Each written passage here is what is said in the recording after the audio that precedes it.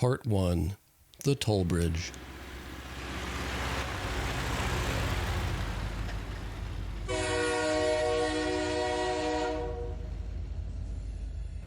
We're going to take Indiana to places we've never seen before.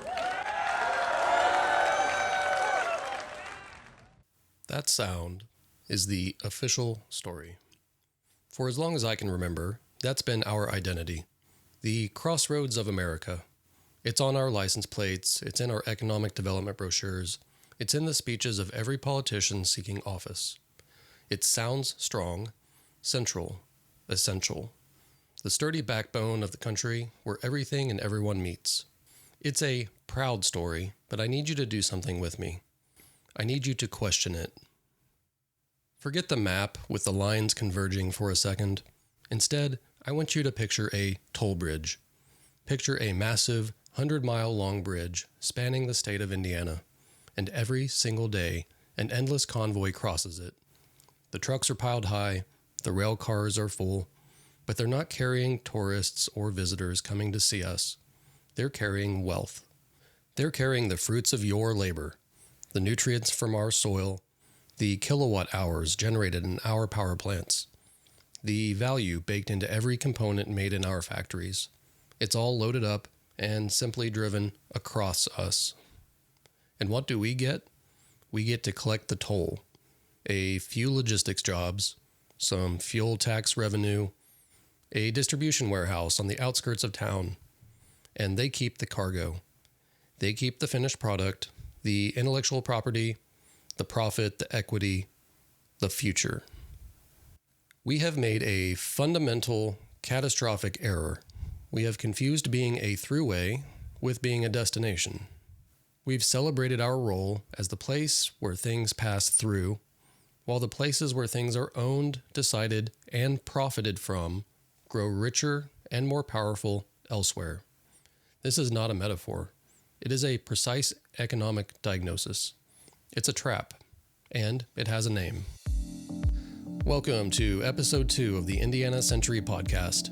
I'm Kory, and today we are going to map the Crossroads Trap, how it works, who built it, what it's costing us in blood and treasure, and, most importantly, how do we change it for the good of all Hoosiers. This is a story of a $5 billion annual heist happening in plain sight, and the first step to stopping a heist is to follow the money. Part 2. The Extraction Audit. Let's open the books. This also is not a metaphor. It's a balance sheet. Every single year, over $5 billion in wealth created by the hands, soil, and ingenuity of Hoosiers is loaded up and leaves this state, never to return. It's a silent heist. Let's follow the money trail. First, the energy toll. Look at your last power bill. For most of you in the north, that check goes to NIPSCO, owned by NiSource, headquartered in Merrillville, Indiana. However, it's incorporated and executive managed out of Ohio. In the south, it's likely Duke Energy, a North Carolina corporation. Last year, investor-owned utilities in Indiana extracted over $850 million in net profit from Hoosier ratepayers. Where does that money go? To shareholders in Charlotte, New York, and London. We pay some of the highest industrial electric rates in the Midwest to power factories, and the profits from those very rates fund pensions and dividends in other states. We are a captive market, a revenue colony. We provide the demand, they export the return.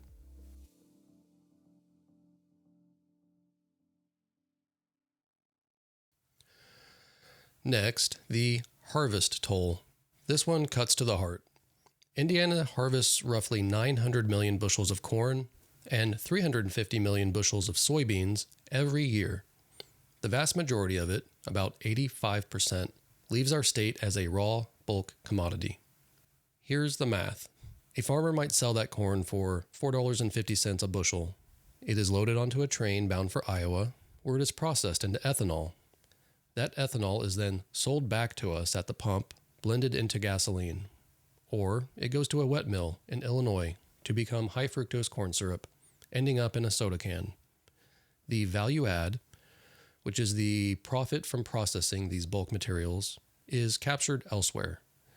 Purdue agricultural economists estimate Indiana forfeits $3.2 billion annually by not processing our own grains and livestock. We are the nation's 5th largest agricultural producer, but we rank near the bottom in food and beverage manufacturing. We are a feedstock colony. We export our topsoil's fertility and import the value it created.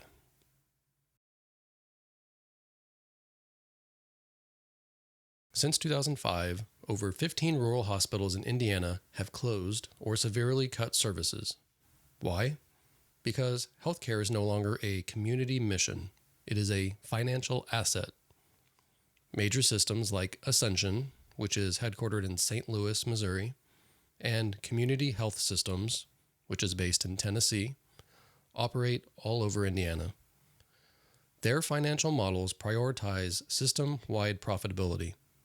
That means revenue from a profitable hospital in Indy or Fort Wayne can be used to pay down debt from an acquisition in Florida.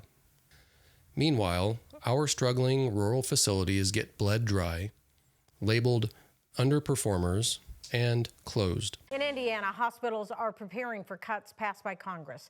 A new report for the Indiana Hospital Association shows most care centers are operating on a slim operating margin of just 1%. Their models show a high chance of a $1 billion loss over the next 3 to 5 years. An analysis of hospital financial flows shows over $1.1 billion annually in net patient revenue leaves Indiana for out-of-state corporate coffers. We are a patient colony. Our sickness and our premiums are a line item on a distant balance sheet.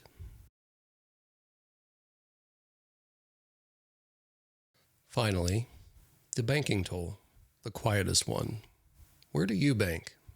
If it's a national bank like Chase or Bank of America, your deposits don't stay here to fund your neighbor's small business loan.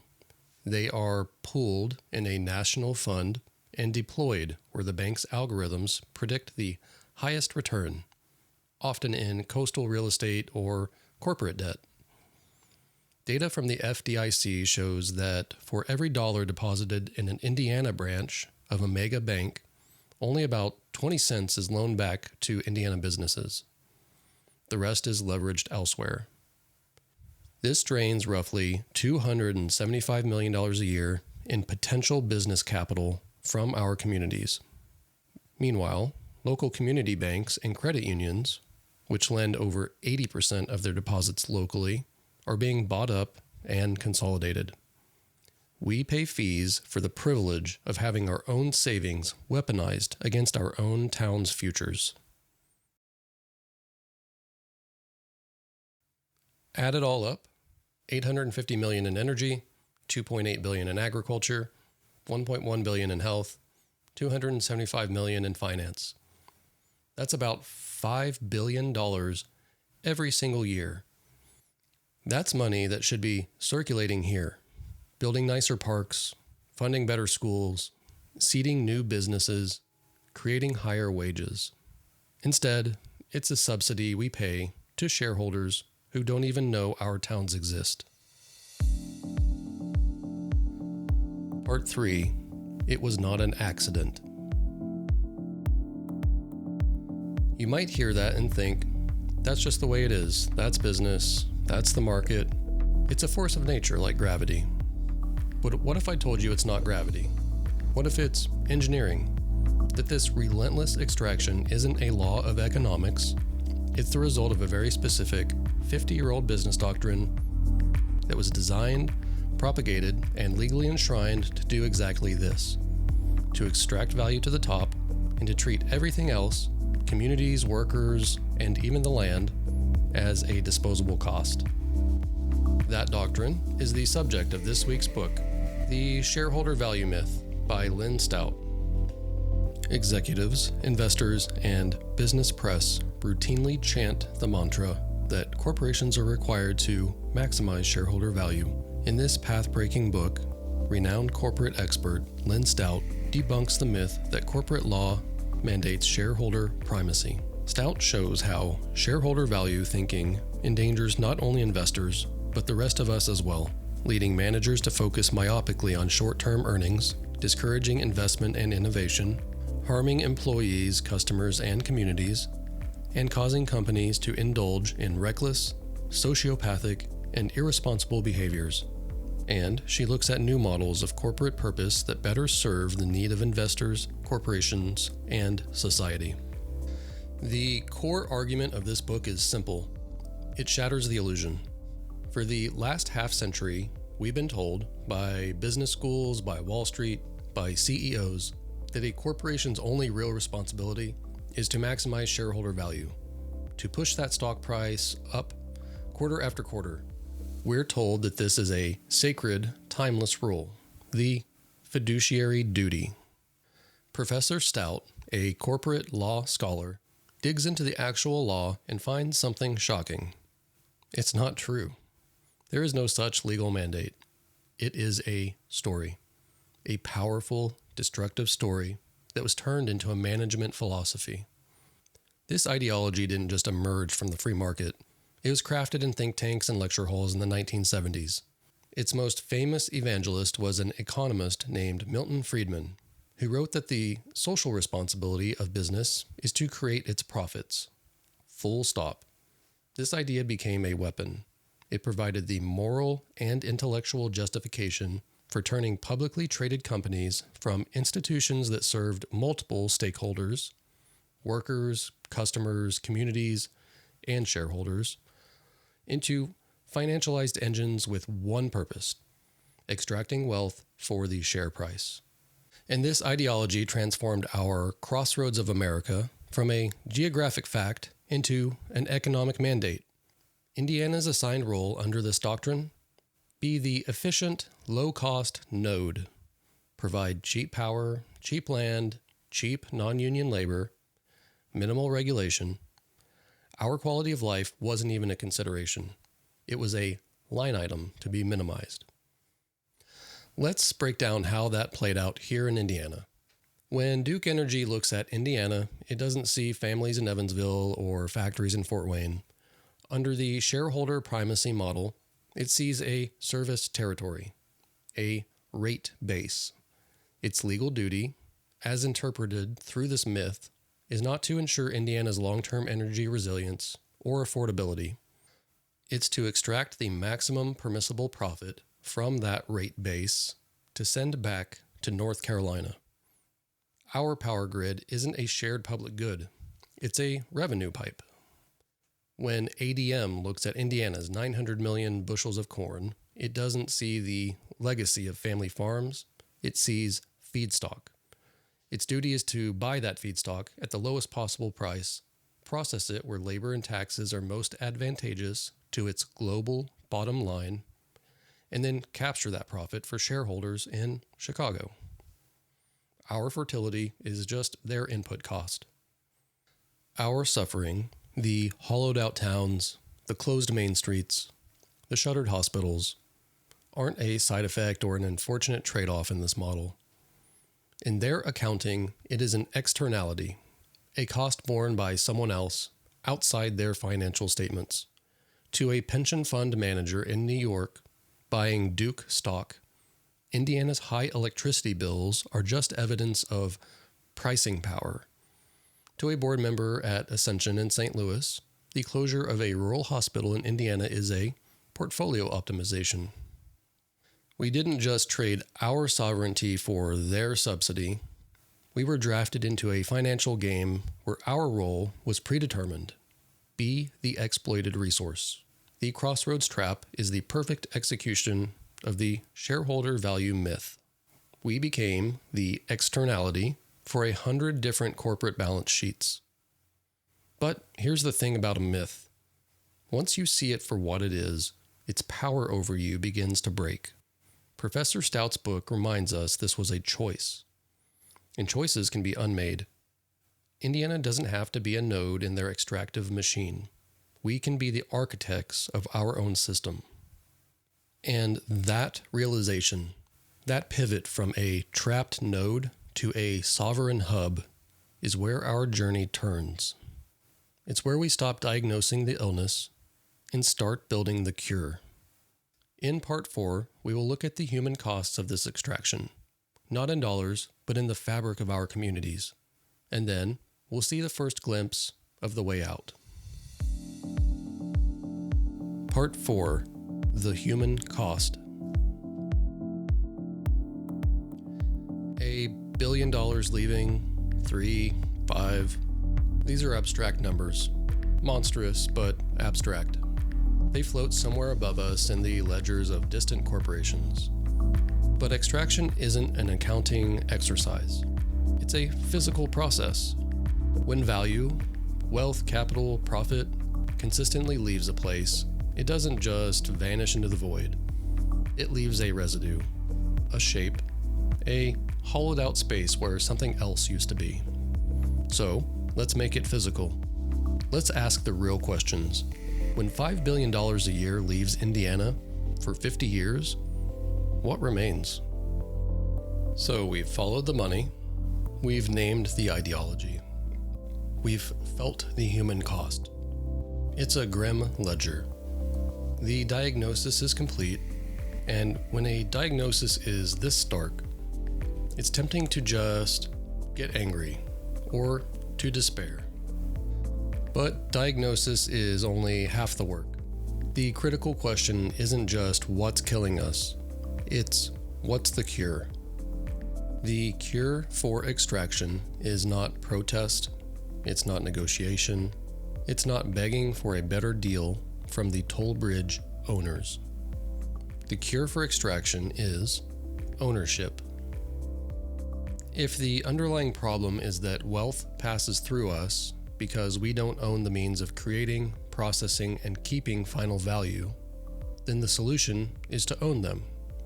We don't blow up the crossroads, we don't wall it off, we command it.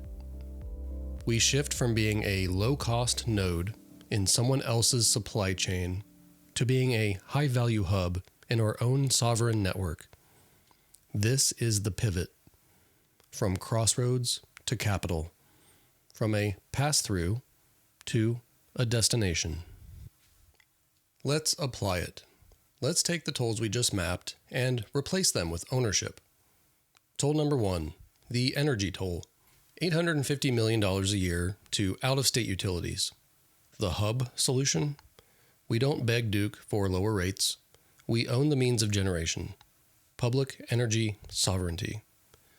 A state-owned utility building small modular reactors where the profits flow back into a host community fund, lowering property taxes and funding schools right here.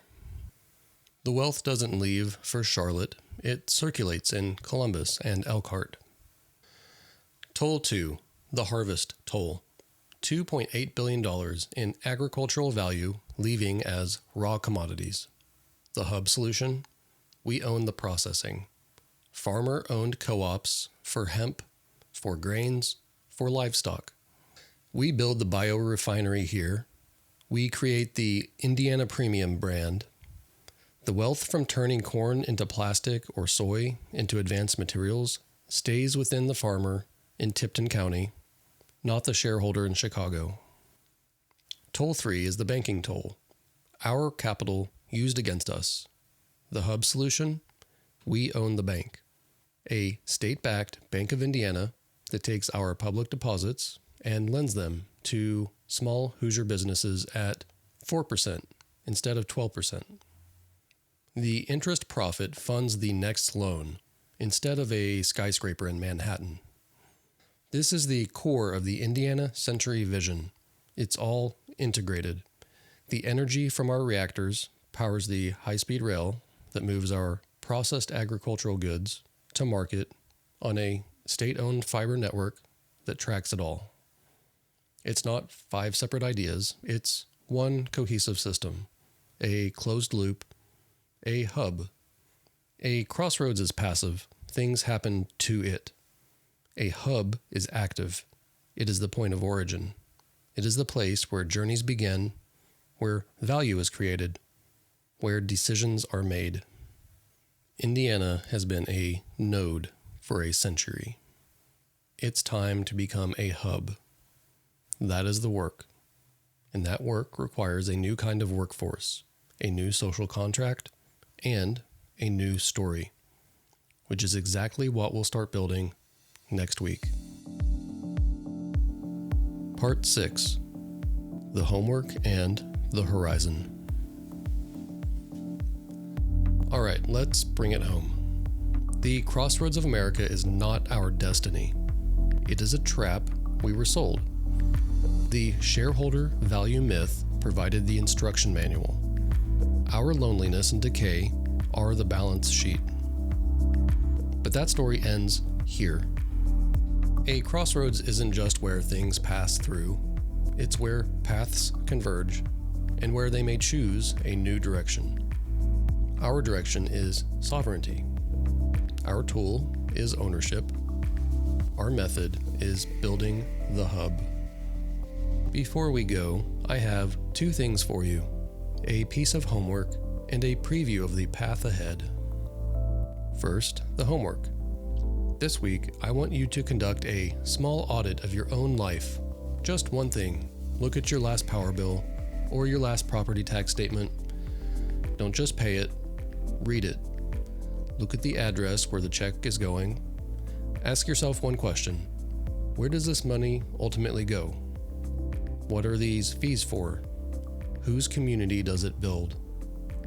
That's the extraction made personal. That's the first step from passive consumer to sovereign citizen. Second, the preview. We've laid the economic groundwork. Next week, we connect these wires directly to the human heart. We go from the macro to the intimate. Episode 3 is called The Loneliness of a Broken System. We'll talk about the infrastructure of community itself, the parks, the libraries, the third spaces that have vanished.